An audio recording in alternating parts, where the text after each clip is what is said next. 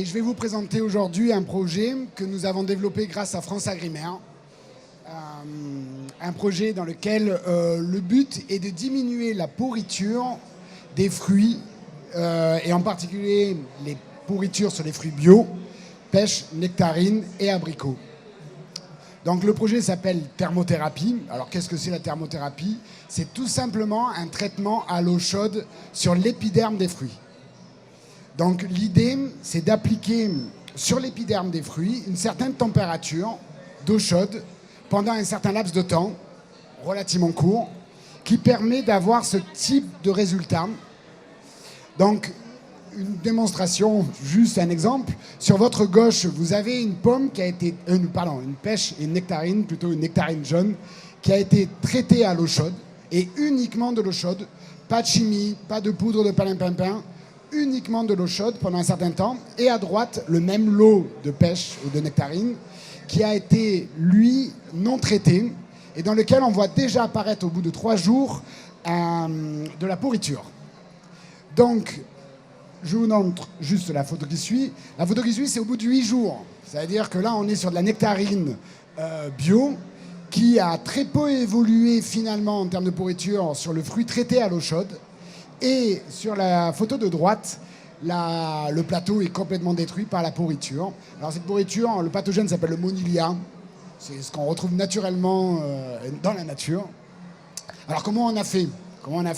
Appliquer de l'eau chaude, ça pourrait sembler simple, mais on a conçu une machine qui a été intégrée chez un de nos clients, Terraneo, un gros faiseur de produits bio dans les Pyrénées-Orientales, et qui a permis donc de construire cette machine. Cette machine, elle est intégrée dans les lignes de conditionnement, parce que chacun de vos plateaux que vous retrouvez dans les étalages ont été conditionnés, calibrés, nettoyés, des fois avec un petit stick aussi qu'on peut retrouver.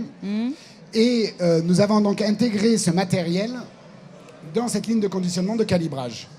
Donc comme je vous l'ai dit, c'est de la pulvérisation juste de l'eau sur l'épiderme du fruit, à une certaine température, entre 50 et 60 degrés, qui doit être relativement stable. Mais dis donc, qu'est-ce que vous devez consommer en eau chez vous, Lorenzo? Pas du tout, parce que la consommation d'eau que l'on a est relativement faible, tout simplement parce qu'on travaille en eau recyclée. Il faut imaginer que, logiquement, si on travaillait en eau perdue, on consommerait par heure à peu près 2 piscines. Ah oui, effectivement. Alors que là, on travaille en eau recyclée, donc on remplit un bac d'environ 5 mètres cubes, relativement faible, et on la filtre en continu, grâce à un filtre papier que vous pouvez voir là, qui récupère tous les déchets que l'on pourrait avoir lors du lavage,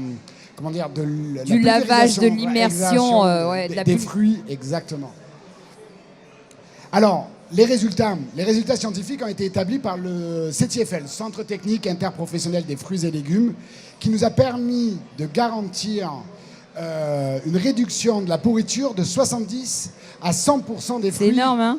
Donc c'est relativement incroyable d'ailleurs. On ne s'attendait pas à ce type de résultat, juste avec de l'eau chaude.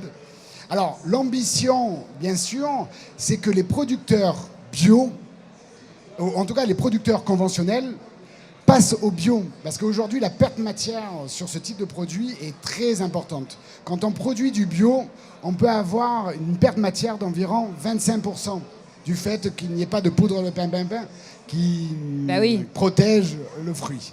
Donc là, avec ce procédé, cette machine, ça permettra d'intégrer dans les lignes de conditionnement, en post-récolte bien sûr, permettra de réduire la pourriture et donc du coup la perte de matière et d'être rentable pour les producteurs. L'avenir, c'est bien sûr d'appliquer ce procédé-là sur d'autres fruits, la pomme particulièrement, qui est un produit de gros volume et dans lequel on sait qu'aujourd'hui, le consommateur demande d'avoir un produit sain. Mais pour que le producteur y passe, il faut que ça soit rentable. Pour que le producteur puisse l'utiliser, il faut qu'il soit bio, tout simplement.